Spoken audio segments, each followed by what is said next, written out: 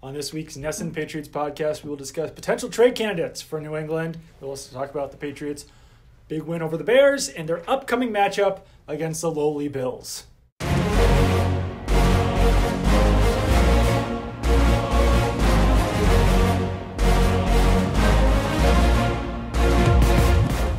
To the NESN Patriots podcast. I'm Doug Kai, joined as always by Zach Cox. Zach, how are you doing? Doing well, Doug. How are you?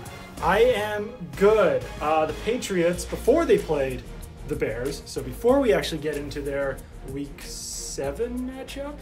Yes.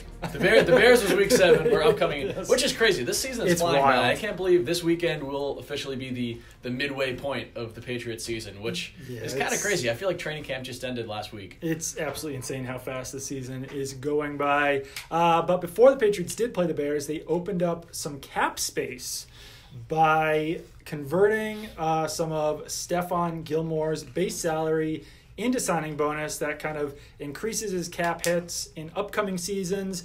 But now they have around $5.2 million. They only had, I think it was like 1.6 or 1.5, something like that, before they made the deal. So now they actually can make some trades before the October 30th NFL trade deadline. And there actually are a surprising amount of names being thrown out there right now. It seems like pretty much everyone on the Raiders is up for grabs. Almost everyone on the Giants might be up for grabs other than Odell Beckham. And Patrick Peterson, who's the most intriguing name, wants out from the Cardinals. So let's just start there with Patrick Peterson.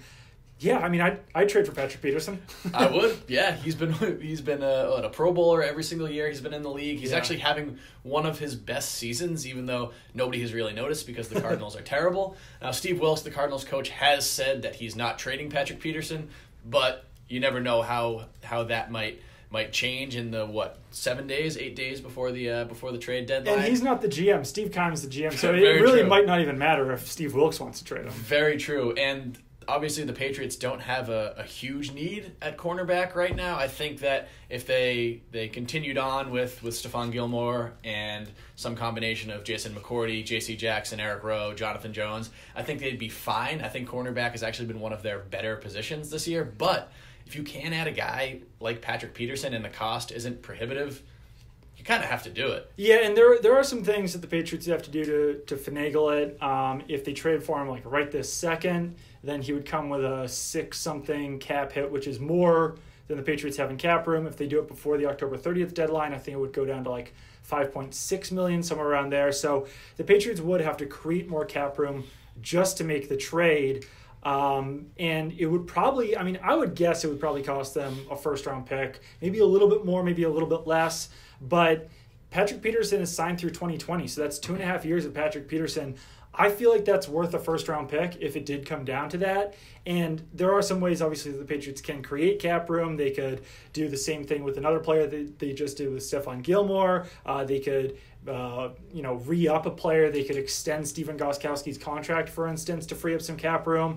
Or they could include a player in the trade for Patrick Peterson if the Cardinals were interested in anyone. The final thing would be that the Cardinals could actually do the same thing with Peterson the Patriots just did with Stephon Gilmore, just to make him a little bit easier to trade. Say the Patriots are willing to give up more than Team B, it might make sense for the Cardinals to take a little bit of a cap hit just to make Peterson a little bit more easily tradable so they could get a better return for him. But one thing that I did find kind of funny when all this Peterson discussion came up was a lot of people were like, oh, I'd rather get a linebacker, I'd rather get a defensive end. Like, if you're talking about trading for Patrick Peterson, who is top 5 cornerback in the NFL, or a middling linebacker, despite even if linebacker is a bigger need, Peterson is going to make your team way better than some below average or league average linebacker or something, just because teams would not be able to throw to the perimeter on the Patriots with Stephon Gilmore and Patrick Peterson out there.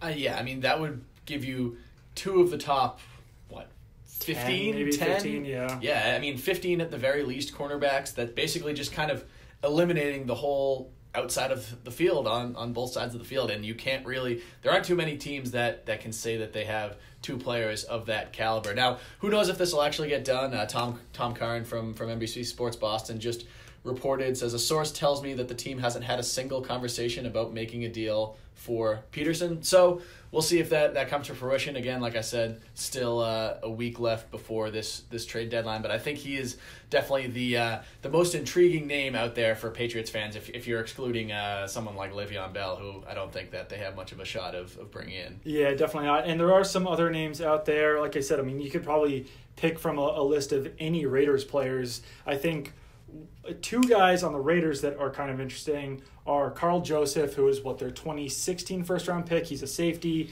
And Garyon Conley, their 2017 first-round pick.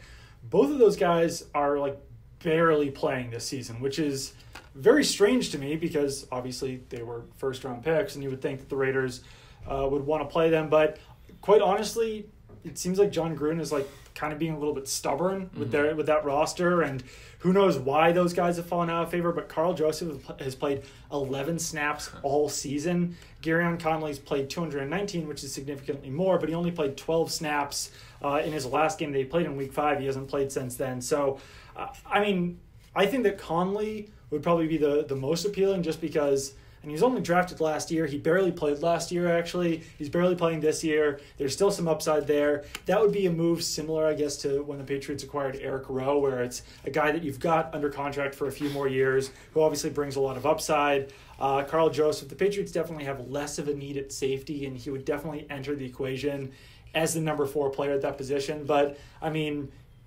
if the Raiders don't want much for him, which I would assume they could get him for extremely cheap since he's played 11 snaps this season. And if you're talking about a 5th or 6th round pick for a former first rounder, I would do that in an instant. Yeah, both of those guys seem worthy of taking flyers on if the Oakland Raiders are willing to move on from either of them. And I don't know what John Gruden is doing in Oakland. I feel like you can basically call him about any player on the Raiders roster right now, and you'd probably be able to get him for cheaper than you'd be able to get from any other team. I was a little surprised that they were able to get a first round pick for Amari Cooper that was crazy. Over the weekend, because it seems like, just given the way that kind of Gruden's track record has been playing out so far, that you'd be able to kind of not have to give up that much for a player who's really struggled over the last couple of years. But John Gruden just really seems to be keen on just getting as many draft picks as humanly possible for this Raiders team. So yeah, it seems like anybody on that roster would be available. And same thing kind of goes with the Giants. The Giants traded Damon Harrison to the Lions for 5th round pick, which Damon Harrison's a really good player. Yeah, if I were the Patriots, I would have tried to do that. I don't even know. Yeah, 5th round. I guess they don't have a 5th round pick, so I don't know what they would have done. But Damon Harrison's a good player, and he's definitely a better pure nose tackle than the players that the Patriots have on their roster in Malcolm Brown and Danny Shelton. But obviously the Patriots do have decent bodies at that position already, so it would have become a pretty crowded room. But I guess the guy in the Giants who also is available that could be of interest to the Patriots would be Janoris Jenkins. Yeah. I don't know. I that's not that appealing to me. Out of all these names, I just watched that being the guy that they wind up acquiring. But he's a good player, don't get me wrong. I just don't think that he has the elite talent that Patrick Peterson, and he wouldn't have the potential upside and years left on his contract on a rookie deal that Carl Joseph or Garyon Conley would. So I don't know. He would help, but I just don't think that it's as appealing as some other guys that they could acquire. Yeah, Janoris Jenkins is fine. I think he's like you said, it would be I don't think he's going to make the Patriots worse if they acquire him. But yeah, he's not the most intriguing player to me. If they guy like Landon Collins, if they're looking to move him, he is in the last year. He is in the last year of his contract, but he's a very good player. He's a safety also, which kind of doesn't address a position of need. But yeah, it's basically kind of open shopping season for for teams looking to get nab players from the Giants and from the Raiders. So if the Patriots like anybody on those rosters, I think it shouldn't be too difficult to bring them in. One other thing that's appealing about Patrick Peterson, just before I moved on to a different position, is that his contract really isn't even that bad. He's got a base salary of $11 million in 2019 and $12 million in 2020. That's like $3 to $4 million less per season than Stephon Gilmore has a cap hit over the next couple of years. So while it would be a lot of money to invest in cornerbacks, Peterson actually is kind of below market for the rest of his contract, so it's a pretty good deal there. Sony Michel, Patriots running back, before we fully get into that Bears game, did suffer a knee injury against Chicago pretty early in that game, and the Patriots just had to roll with James White and Kenyon Barner, the only two running backs on their roster. They also have Kenneth Farrow, who's a guy who I kind of like, on their practice squad. But it's Wednesday. Patriots had Monday and Tuesday to sign a running back. They haven't done it yet. As of yesterday morning, I had heard that they had not had any recent contact with Mike Gillisley or Orleans Darkwa. So those are two veteran guys who are available that seemed kind of appealing. Either Sony Michel is going to play this weekend, and that knee injury was a total overreaction, or the Patriots are going to roll with Kenneth Farrow from their practice squad, or they're fine with James White and Kenyon Barner, or I guess there's a potential that we could see a running back on the practice field on Wednesday afternoon. But it is an interesting situation that the Patriots have there at running back. Yeah, I think that even if Sony Michel is fully healthy, which could be the case, I guess I would be surprised, but I mean, we have seen it before. What was that game in Denver a couple years ago where Rob Gronkowski got carted off the field and then he ended up being pretty much okay for the rest of the season? So there is precedent for that, but I mean, even if Sony Michel is 100% fine and is able to play this weekend, I just think they should have another running back in that group, with how fragile Sony Michel has been so far. I mean, this is a guy that missed most of the summer with a knee injury, has knee injuries going back to college. He's been in the NFL for like 6 months, and he's already had a couple of major injuries, or at least major injury scares. Yeah. So I think they would benefit from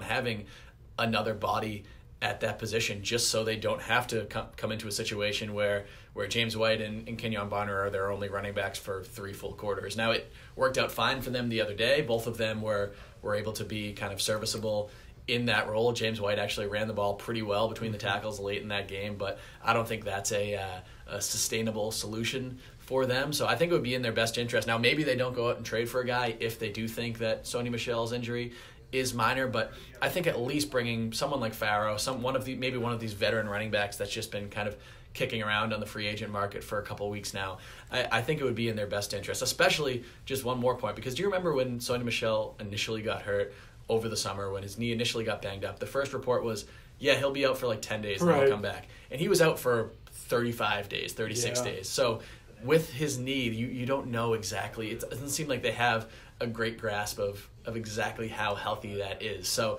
it's just a dicey situation, and I think they can benefit from having somebody else in there. Yeah, and I also wouldn't be surprised, I guess, if the Patriots wound up signing a running back off a team's practice squad. That might not be a thing that we would know about until today. And I don't know, I mean, it's tough to know who the Patriots would be interested in as far as, practice squad running backs go. But the Patriots are playing the Bills, and then they've got the Packers on Sunday night, right? Yes. So, I mean, maybe they would sign a running back off the Packers practice squad just for a couple of reasons there. Trey Carson would be the guy that's on the Packers practice squad. One other guy, just throwing it out there, Ryan Nall. He's a Bears practice squad player. He went undrafted out of Oregon State. He was just a guy that, based on his pre-draft measurables and everything, I thought the Patriots might be interested in him. They obviously didn't sign him as an undrafted free agent. They brought in Ralph Webb instead. Webb didn't really work out, but I don't know. I mean, we'll just kind of have to see what they do there. But I'm with you that regardless of the severity of Sony Michel's injury, I think that they should sign a running back just because the depth there is so shallow. And yeah, it worked out that they wound up having James White and Kenyon Barner to win the game against the Bears. But I mean, James White did a good job in that game as a ball carrier, but he wasn't able to drain the clock. The Patriots had 4 minutes left at the end of the fourth quarter, and he brought it down to about, around 1 minute? Yeah, he picked up two first downs, which was good, but he couldn't pick up that third first down just to, really finish off the game and be that clock-killing Corey Dillon type of player, in which you wouldn't expect him to. He's a 5'10", 205-pound running back, so he did all he could, but he's not a between-the-tackles runner, even though he has certainly improved in that role. Let's get into that game against the Bears. Wild game.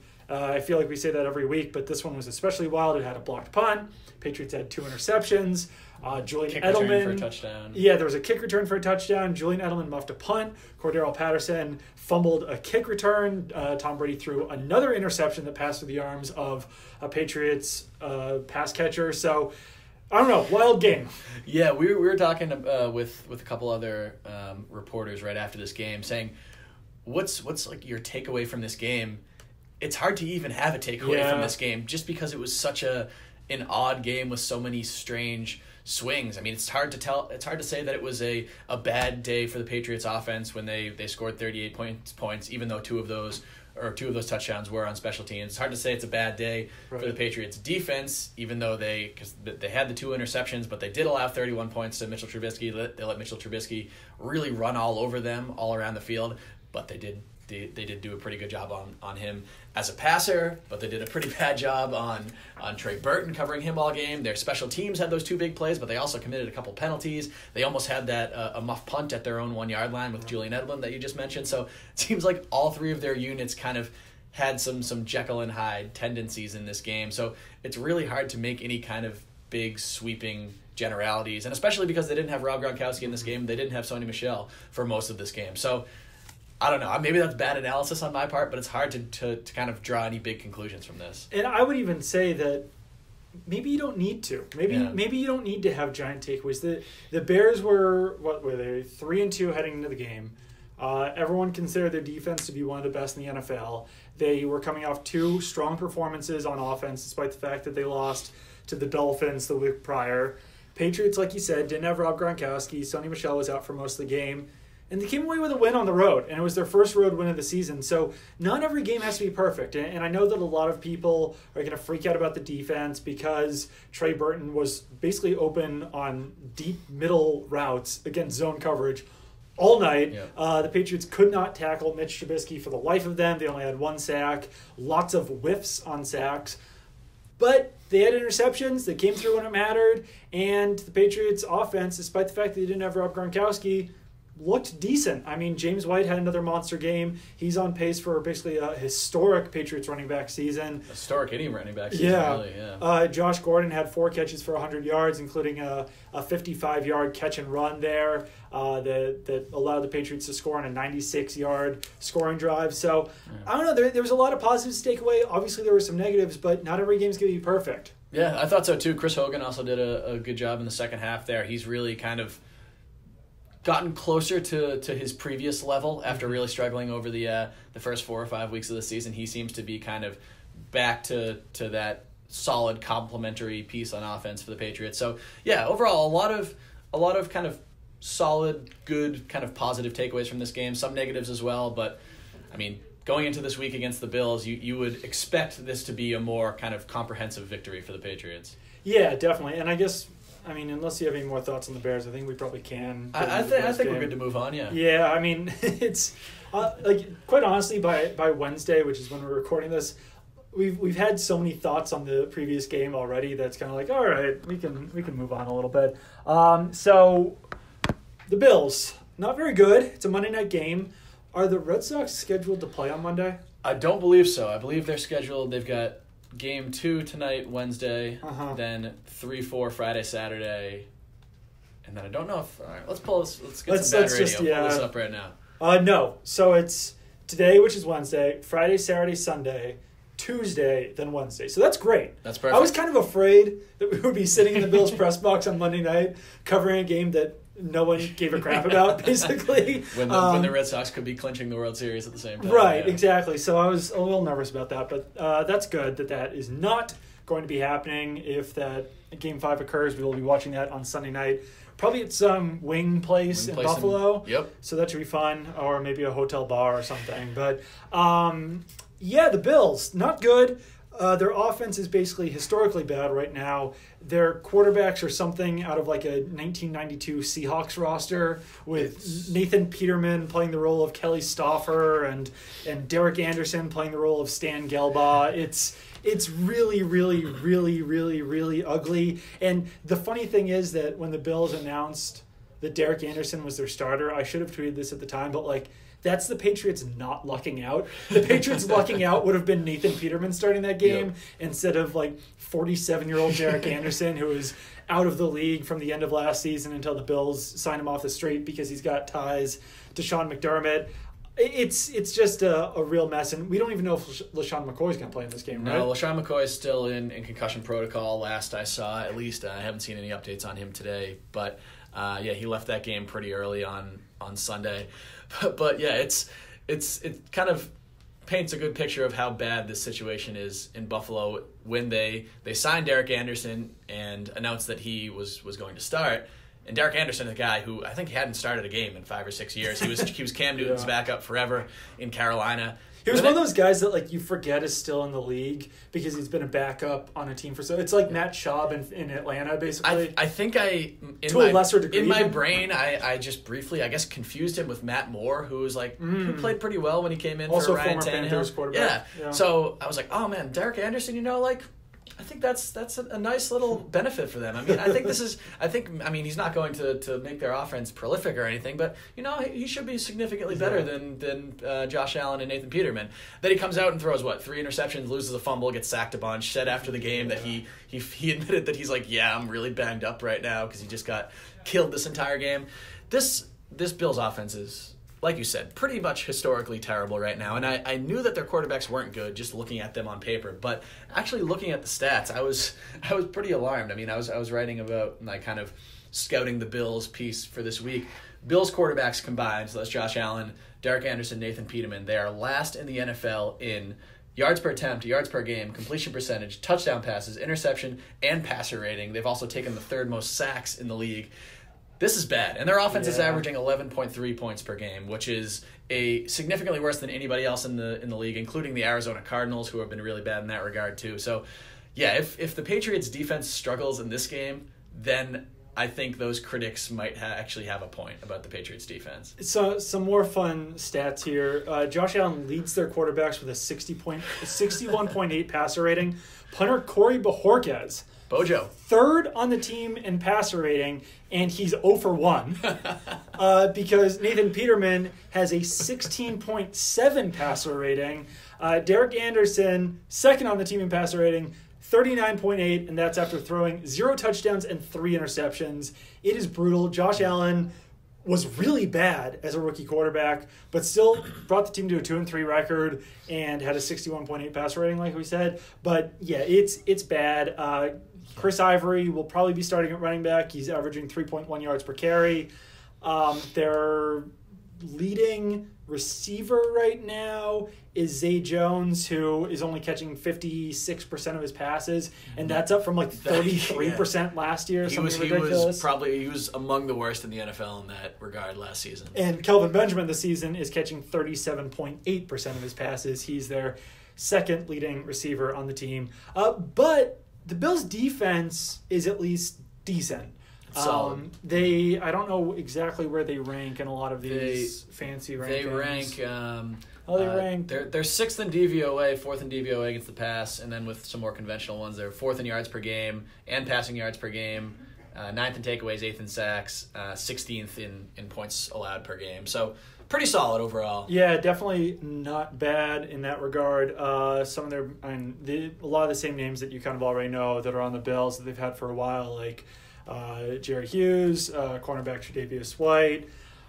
They've got Tremaine Edmonds, the rookie linebacker, in there. He's having, it seems like, a pretty solid season. He leads the team in tackles right now. He's got a sack. So Micah Hyde, Jordan Poyer, some of those guys too. Yeah, it's basically the same crew from last year. This Bills team actually has, I don't know if you care about this sort of stuff, but they have a lot of ties to the Patriots. Their offensive coordinator is Brian Dable, former Patriots. He's been a tight ends coach, a wide receivers coach, all sorts of stuff for the Patriots. But then on their roster as well, they've got Andre Holmes, who's a former Patriots wide receiver. They've got offensive lineman Ryan Groy and Connor McDermott, both of whom played for the Patriots. They've got linebacker Ramon Humber and cornerback Ryan Lewis. And punter Ryan Bojorquez. Don't forget about Bojo. Basically, a bunch of guys who did absolutely nothing for the Patriots, but they're on the roster, and they used to be on the Patriots, and I don't know, it makes things a little bit interesting, I guess. Anyone on the practice squad? Oh, yeah, Robert Thomas. Robert Thomas was a former Patriots practice squatter as well. So, whole lot of ties to the Patriots, but not any real interesting ones other than Brian Dable. No, and Corey Bojorquez, come on. Oh, of course. The punter didn't take a single punt during the preseason. We were hoping we'd be able to get him on a conference call this week to ask him what the hell was going on during the preseason when he was just kind of hanging out in the sideline in every preseason game. But yeah, I mean, we were just praising the Bills' defense, and they do rank pretty highly in a lot of regards. But I mean, you look at some of these games this season. They lost to the Ravens 47-3 in Week 1. They lost to the Chargers 31-20. This past week, they lost to the Colts, whose offenses was slightly more well-stocked in this game than they were against the Patriots a couple years ago, but they lost to them 37-5. So there have been some seriously lopsided score lines during this Bills season. And, I mean, it's just going back to their offense for a second. I mean, they've scored they've had three of their 7 games. They have not scored a touchdown. Mm-hmm. The only other team in the league with three of those games is the Tennessee Titans, and one of the Bills' wins is over the Tennessee Titans in a game that finished. The final score was 13-12, and it was. I watched part of that game, and it was. I'm sorry. A horrendous football game. But then they also smoked the Minnesota Vikings on the road earlier this season in a game that, looking back, makes absolutely no sense now. Yeah, that's one of those kind of like weird outlier games that kind of raises some of the stats that they otherwise probably have. Mm-hmm. That probably really increases their DVOA quite a bit because that's defensive. What's DVOA stand for? It's value over average, or it's defensive adjusted. At least I know that. So like it's adjusted based on the opponent. Defense adjusted value. Over average, yeah. So I think that that win over the Vikings probably boosted their DVOA quite a bit. But no, I mean this is a game that the Patriots absolutely should blow out the Bills. It should be another. It's funny because the primetime games really started out hot this season, but there's been a tough run lately where what was the Thursday game? It was the Broncos wiping out the Cardinals, and then I really didn't watch much of that because of the World Series. And then Monday night was the Falcons and Giants. I didn't really watch that either because I don't know. I just went to a friend's house and didn't really care about that game that much. Yeah. What's the Thursday night game this week is Dolphins at Texans, which is pretty ugly. Yeah, and then I mean we get a good Sunday night game, New Orleans at Minnesota, so that's good. But maybe that'll be on the other TV during the World Series. Yeah. It's the World Series is kind of throwing off my football watching abilities right now. But yeah, I don't know. Like I said, should be an easy win. Not to not to make you guys bored this week or whatever. We'll still have some decent stuff out there, but it's just not exactly the most exhilarating week. And hopefully, I think it would help us and you guys care about the Patriots more if they made a trade this week. That would be the most exciting thing. One final thought. I didn't know that Beach Boys vocalist Mike Love is on the Bills practice squad. Yeah. Figured that he was a little bit old for that, but he moves well for his age. He is Kevin Love's uncle, so there is some athletic talent in that family. I think, Kevin Love's dad, Stan Love, also played professional basketball. So this is all I like the idea that Kevin Love's uncle is on the Bills practice squad. Kevin Love's 78-year-old uncle, Mike Love. All right, well, we're kind of, running out of juice here. So thank you for tuning in. We will be back next week to recap any trades the Patriots made, to recap the Bills game, to preview a much more exciting matchup against Aaron Rodgers and the Green Bay Packers. That's another night game, so our sleep schedules will be all thrown off for the rest of the month and into November. But thank you again for tuning in. Keep it on NESN.com for all of your Patriots coverage. Follow me on Twitter at Doug Kide. Follow Zach on Twitter at ZachCoxNESN. And we'll catch you guys next week.